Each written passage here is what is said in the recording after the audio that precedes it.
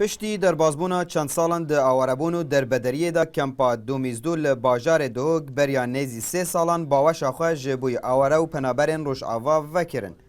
اتنها دا جی آواکرنا مزگفته که و وکرنا قطابخانه که دازرزی و سنتره که انترنتی و چندین خدمت گزارین دن. اجبوی هاتن دابین کرن. لیکن جین وی کمپی داخازا آلیکارین زیده تردکن و دبیجن. گهاندنا خدمت گزاریان گلکی گیرو دبه.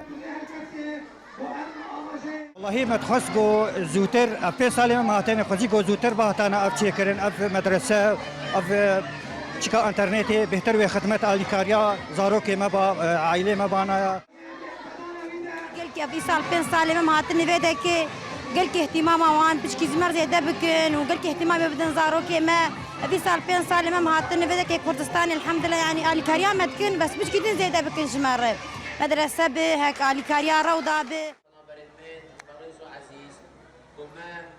دنبر داجی آریکار پارزگر دوگ دبیجه اف خدمت گزاریه بریا ناجیه بون. لیباوه که فرمین نکد بونت کاری دا. روه بره کمپی جی وی که جبوی مزن بونا کمپی ودگرینه.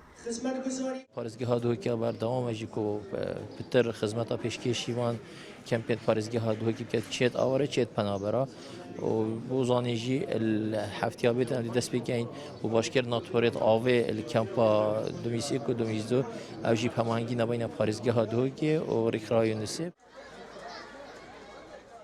گلک شون پروژه هات بینه کرن لی مثلا بونمونه سنترا بجت کن بین مفکرینه روز بر روزی کم پام برف مازن بینه چیتن وقتی مازن بی برف مازن بی چیت تو اتوماتیکی اند سنتری مازن کی دی خدمت گزاری برفره کی جوی مرمه لسالا 2013 کمپا دومیزدو درگه خوش بوی آواره و پنابرین روش آوا وکر و اتنهادا نیزی 7000 کسان تعداد آکنجینه. به ویکیجی چندین خدمتگزاری ده بوارن جدا دا بوهاتن دابین کرن. یک جوانان جی وکرنا قطابخانه که دازرزی به کجم نیزی 450,000 دلاران که 700 قطابیت کارن دناوا وی خواندنگه دا خواندن بخوینن. عبدالصمد ریکانی NRT دهوک